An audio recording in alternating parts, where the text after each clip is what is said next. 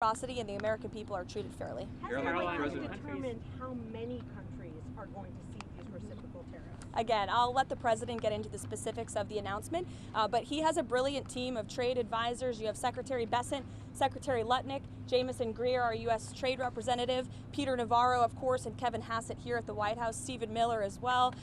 The Vice President has been deeply involved in these conversations.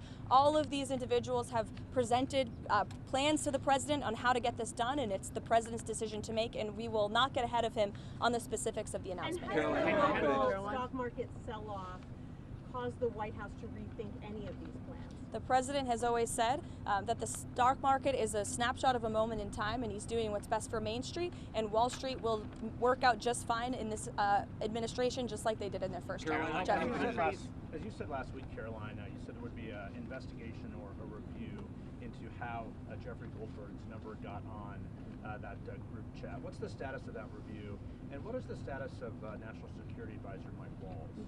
As the president has made it very clear, Mike Waltz continues to be an important part of his national security team, and this case has been closed here at the White House as far as we are concerned. There have been steps made to ensure that something like that can obviously never happen again, and we're moving forward, and the president and Mike Waltz and his entire national security team have been working together very well. If you look at how much safer the United States of America is because of the leadership of this team. On the tariffs, are there going to be sector-by-sector announcements this week at the event you're alluding to? Is it going to be focusing on sectors or more country-based tariffs? The goal of Wednesday are country-based tariffs, but certainly sectoral tariffs. The president has said he's committed to implementing them, and I'll leave it to him on when he makes that decision and that announcement. Caroline, does President Trump still plan to talk to President Putin this week, and if so, when? I don't have a readout for you on that call, but as always, we'll provide a readout. Usually the president likes to let you guys know first, especially for big calls like that. Steve? Any exemptions for farmers being considered for these tariffs? No exemptions at this time. Caroline. The validation guide that DHS is using to determine who is an enemy alien, a Tren de Aragua member, and deportable under the Enemy Aliens Act, it has criteria here that require 8 points to be classified as a TDA member. You can get classified by simply having certain symbols in your tattoos and wearing certain streetwear brands. That alone is enough to get someone classified as TDA and sent to El Salvador.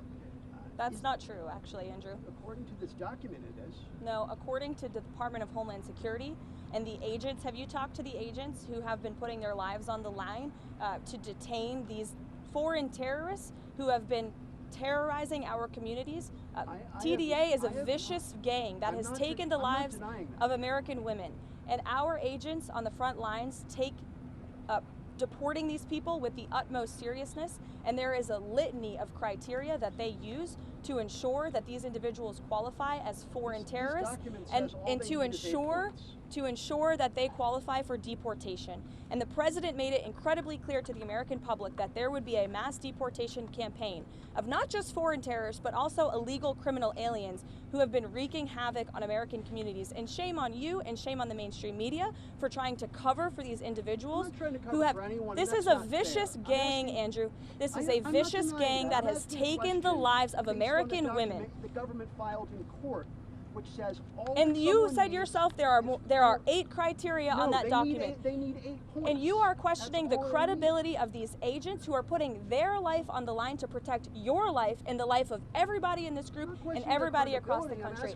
And their credibility should be questioned. They finally have a president who is allowing them to do their jobs, and God bless them for doing it. Caroline, what method would the president use to potentially run for a 3rd term? As he said, there are methods there. Look, you guys continue to ask the president this question about a 3rd term, and then he answers honestly and candidly with a smile, and then everybody here melts down about his answer.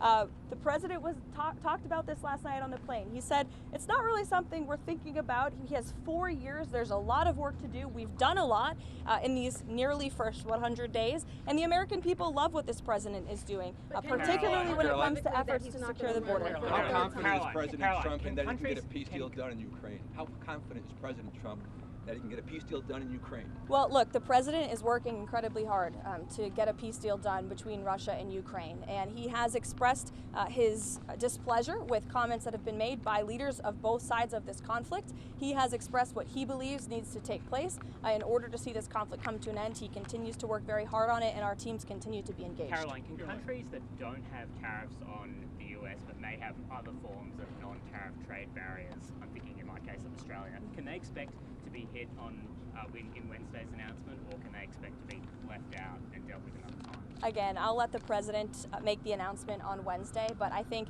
any country that has treated the American people unfairly should expect to receive a tariff in return on Wednesday. Karoline, you talk about the European Union. Is the president expected to impose those tariffs in blocks, or will he distinguish countries within those trading blocks? Again, I will let the president get into the specifics of the announcement. It's his announcement to make. It's going to be very exciting. We'll see you guys in the Rose Garden. And you will also hear directly from the president if you have any lingering questions. 5:30 this afternoon, or evening rather, although it's really afternoon for us. That's about midday for this president because he works all night. But he'll be signing an executive order. It will be the in-house pool in the Oval Office, and we'll see you all there. Thanks, guys. Thank you. Going to Saudi Arabia. Thank you, Karoline.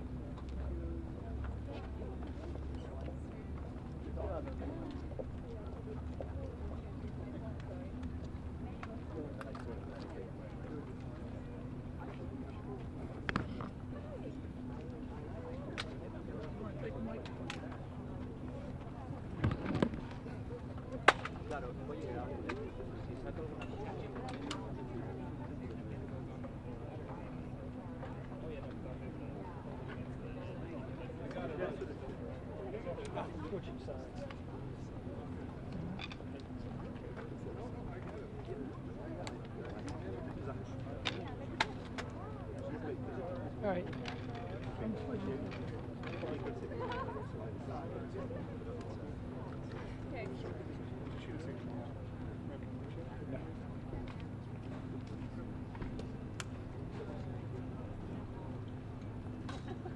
Nothing's going